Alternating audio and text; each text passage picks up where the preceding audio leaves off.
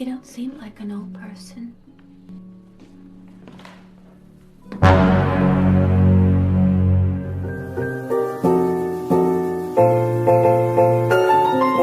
Halo Rebahaners, dimanapun kalian berada, bagaimana kabarnya? Gimana? Masih sulit mencari nafkah karena tidak bisa keluar rumah? Salahkan The High Table. Kembali lagi bersama saya John, still in the house. Kali ini saya akan keluar lagi dari zona nyaman dengan merangkum sebuah film yang tidak bergenre action atau fiksi ilmiah, melainkan sebuah film drama tapi konsepnya akan sangat mind blowing sekali. Asli ini mah, walaupun drama tapi saya jamin seru ceritanya. Ya udah, tanpa berlama-lama karena besok saya diajak jalan-jalan ke Bali sama Lena Paul. Jadi langsung saja pasang handsfree, simetriskan pusat rebahan, kencangkan G-string. Selamat menonton dan mari kita katakan bersama-sama 1, 2, 3. Cekicro. 2, 3, Cekicro.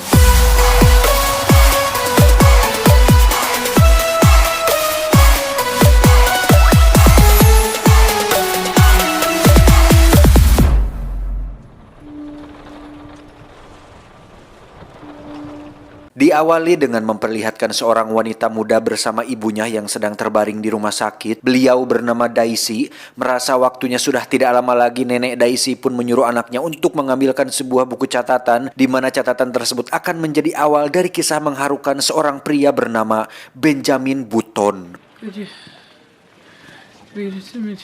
Just sound of your voice, darling. My name is Benjamin. Benjamin Button. Kala itu adalah hari di mana Perang Dunia telah berakhir. Seorang pengusaha kaya pemilik pabrik kancing tengah berbahagia ketika sang istri melahirkan anak pertama mereka. Namun betapa kagetnya beliau ketika melihat anaknya mengalami kelainan genetik, yaitu mengalami penuaan sejak dini yang membuat wajahnya keriput seperti sudah berusia 70 tahun ke atas. Bayi ini bernama Benjamin Button. Karena malu dengan kondisi bayinya ditambah sang istri meninggal akibat mengalami banyak pendarahan, si pengusaha kaya itu pun memutuskan untuk membuang si bayi dengan meletakkannya tepat di sebuah rumah panti jompo dan ditemukan oleh seorang pengasuh berkebangsaan Afrika Amerika. Si pengasuh itu pun memutuskan untuk merawatnya dengan memperkenalkan si bayi kepada semua anggota panti jompo dan mendapat kasih sayang dari semua orang yang ada di sana. Join the club. 7 tahun kemudian, Benjamin terlihat seperti seorang kakek-kakek berusia 80 tahun, di mana hal itu bertolak belakang dengan mentalnya yang tentu masih seorang bocah berusia 7 tahun. Tak hanya penampilannya saja yang tua, struktur tulang di tubuhnya pun mengalami penuaan dini, di mana Benjamin harus menggunakan kursi roda karena tidak bisa berjalan. Namun yang sangat menyedihkan adalah di usianya yang masih muda, seorang Benjamin seringkali merasa penasaran dengan apa yang dilakukan oleh anak-anak kecil yang bermain di jalanan, di mana hal itu tidak bisa dia rasakan seperti kebanyakan anak kecil pada umumnya. What was up the street? Or around the next corner? 2 tahun kemudian, Benjamin mengalami peningkatan karena sekarang dia sudah bisa berjalan walaupun memakai alat bantu. Tapi tetap saja sang ibu angkat selalu mengkhawatirkan Benjamin, di mana beliau dengan sepenuh hati selalu menyayanginya dan tulus tanpa tanda jasa, yang membuat Benjamin sangat menyayangi ibu angkatnya seperti ibu kandungnya sendiri. Where in God's name have you been? Lord, I was so worried about you.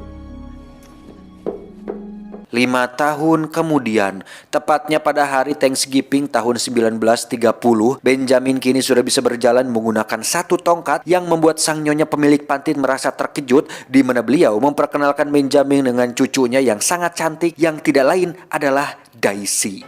Well, Benjamin, this is my granddaughter Daisy. I never forgot her blue eyes. Good people.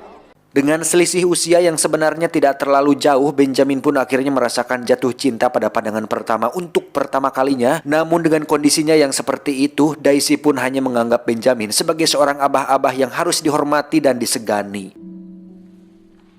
You're odd. What's wrong with me, Mama? Come here. Seiring berjalannya waktu, perhatian sang ibu angkat pun teralihkan saat dirinya melahirkan seorang bayi, sehingga sejak saat itu Benjamin menjadi pundungan dan merasa sangat kesepian.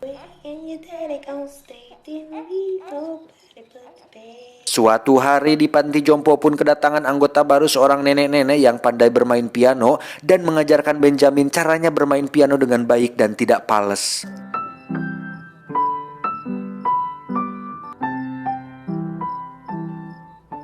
Dan dikala semua orang semakin menua dan mengalami kemunduran fisik, Benjamin justru merasakan hal yang berbeda, di mana bulu dan rambut perlahan tumbuh di sekujur tubuhnya, diikuti dengan fisik yang semakin prima, yang akhirnya membuat Benjamin bisa berjalan tanpa bantuan tongkat. I felt pretty good, considering.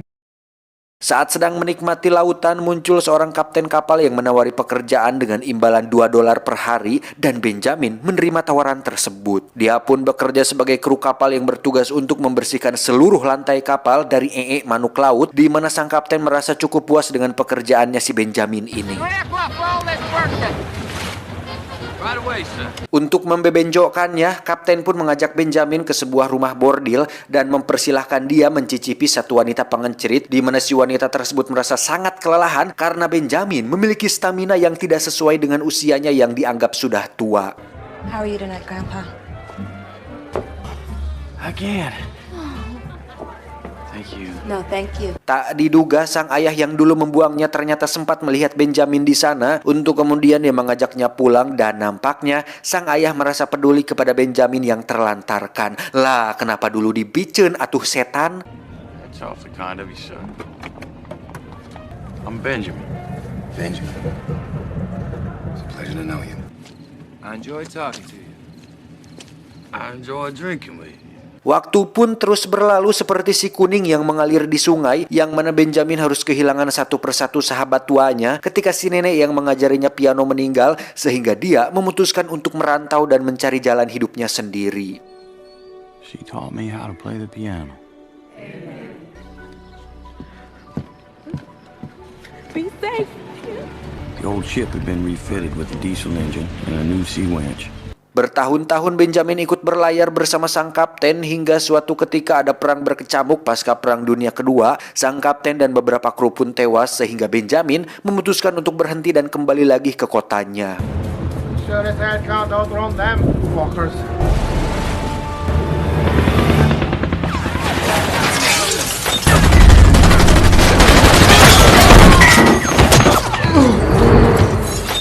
Hari ini, tepat pada tahun 1945 saat dirinya berusia 26 tahun, Benjamin pun pulang kembali ke rumah panti jompo, di mana sang ibu angkat merasa sangat senang sekaligus terkejut ketika melihat Benjamin justru semakin muda dan nampak sangat gagah. 26 years old. I came home. Looks the same, smells the same, feels the same. Dan akhirnya Benjamin bertemu kembali dengan Daisy yang sekarang sudah menjadi seorang gadis cantik, di mana Daisy menceritakan tentang pengalamannya menjadi seorang penari balet, untuk kemudian Daisy menunjukkan tariannya dan mengajak Benjamin untuk melakukan pengencrotan dengan Benjamin di sebuah hotel. Sex is part of it.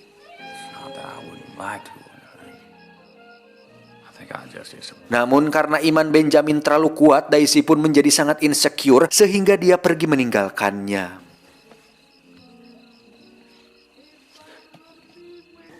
While everybody else was aging, I was getting younger. Kepulangan Benjamin pun diketahui oleh sang ayah yang sekarang sudah sangat tua renta dan memakai satu tongkat untuk membantunya berjalan, di mana akhirnya sang ayah jujur bahwa Benjamin adalah anak kandungnya. You're my son. Beliau pun meminta maaf karena telah membuangnya waktu masih bayi, yang kala itu Benjamin dianggap seorang monster yang tidak mungkin bisa membuatnya bangga, sehingga sang ayah nekat menelantarkannya karena takut malu dilihat orang-orang. Tah, salah eta teh jangkar kehead. Your mother died giving birth to you. I'm so sorry. I never told you before. I thought you were a monster. I should never have abandoned you. Dan alasan dia memberitahukan semua ini adalah untuk mewariskan semua harta termasuk perusahaannya yang mungkin bisa menebus kesalahan sang ayah di masa lalu. Your mother's name was Caroline Murphy. I plan on leaving everything I have to you. Tapi tidak semudah itu, Pedrosa. Enak saja, sudah dibuang tiba-tiba dipulung lagi seperti putung rokok ditumpukan sekar asbak. Aduh. I have to go. Where? Benjamin pun pulang ke rumah dan menceritakan semuanya kepada ibu angkat, di mana beliau nampak kesal dengan si ayah kandung yang seenak jidat muncul dan menganggap semuanya baik-baik saja. Left us 18 that night you was found. 18. Tetapi sebagai seorang anak yang soleh, Benjamin pun mengajak sang ayah ke pantai dan menemaninya di detik-detik terakhir hidupnya, di mana Benjamin berkata bahwa kau bisa saja marah dengan takdirmu, tapi pada akhirnya kau harus merelakan semuanya. Dan tak lama setelah itu, sang ayah pun meninggal dunia dengan penuh rasa penyesalan. That is a mad dog at the way things went. He'll be buried right next to your mother. Singkat cerita, Benjamin terlihat sedang menonton pertunjukan balet Daisy, di mana sekarang Daisy sudah cukup populer di dunia perbaletan, dan nampaknya dia mabuk popularitas sehingga Daisy sering gonta-ganti pasangan yang merupakan pria kaya yang selalu memuaskannya di ranjang. Aduh.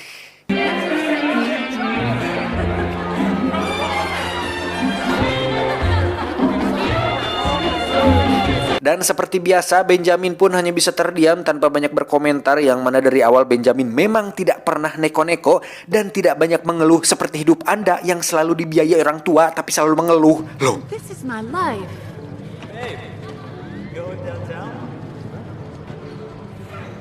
I'm happy for you.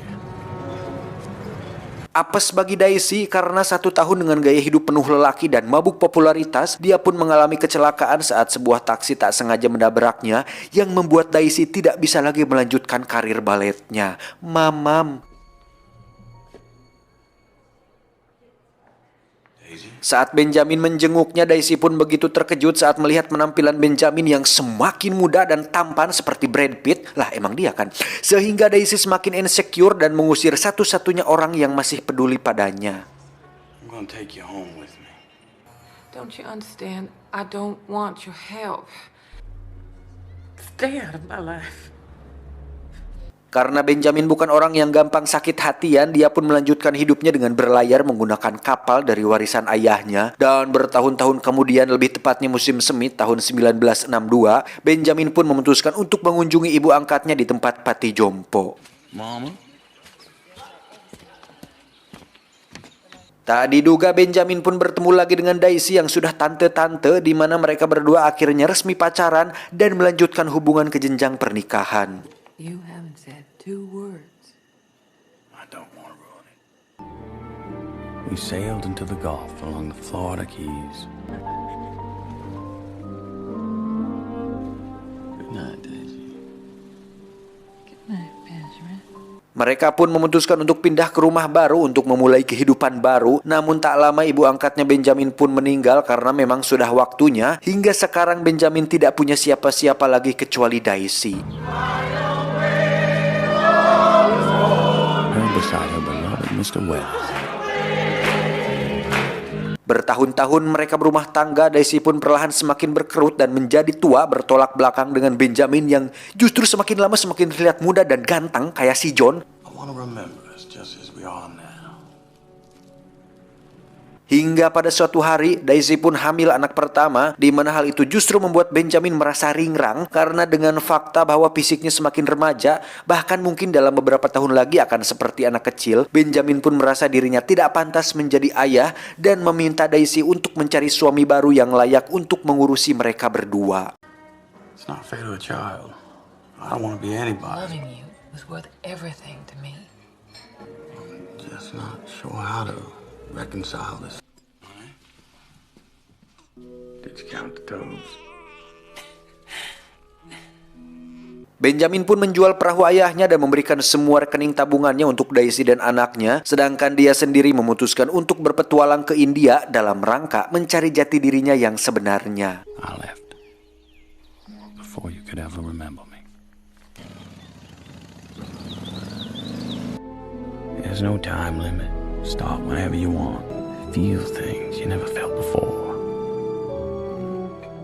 Beberapa tahun setelah petualangannya, Benjamin akhirnya kembali menemui Daisy, yang mana lagi-lagi Daisy dibuat terkejut ketika melihat penampilan Benjamin yang sekarang hampir seumuran dengan anak gadis mereka berdua. She's beautiful. Like a mother.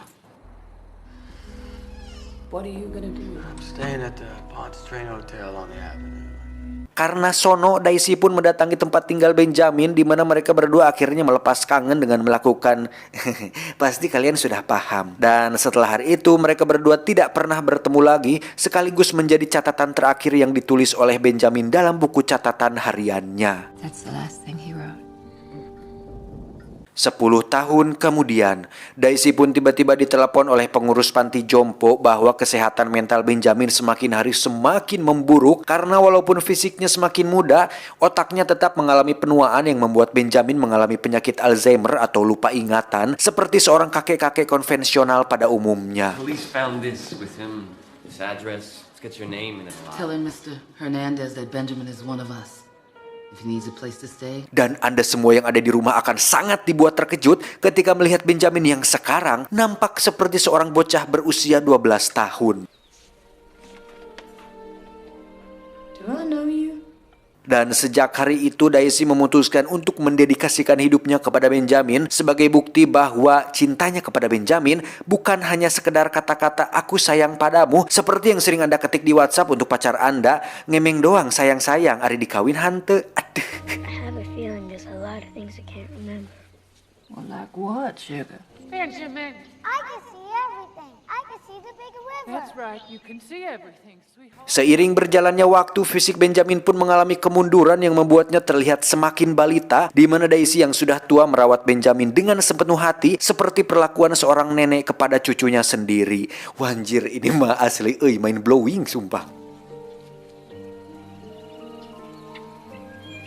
Dan pada musim semi tahun 2003, Benjamin pun terlihat sedang digendong oleh Daisy, di mana akhirnya Benjamin menghembuskan nafas terakhir dalam kondisi sudah menjadi bayi. Dan ini sangat-sangat mengharukan. He looked at me, and then he closed his eyes as if... Tamat, ending yang cukup membenjaminkan.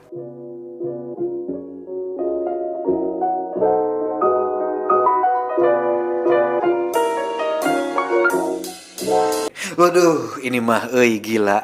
Si pengarangnya bisa gitu kepikiran bikin cerita kayak gini. Tapi jujur sih, walaupun filmnya bertema drama, seru sih karena konsepnya di luar nalar, apalagi aktor dan aktrisnya bintang papan atas semua. Jadi pendalaman karakternya juga dapat sekali. Banyak sekali pesan moral yang disampaikan di film berdurasi 2 jam lebih ini, di antaranya tentang kesabaran, tawakal, ikhlas, tidak dendaman, tidak sakit hatian, jalani hidup apa adanya dan jangan banyak mengeluh. Seperti Anda yang suka posting kata-kata kasar di IG, halah. Saya John beserta jajaran tim Ikeh Kimochi mengucapkan terima kasih dan sampai jumpa di video selanjutnya. Adios, cangkir teh genderuwo.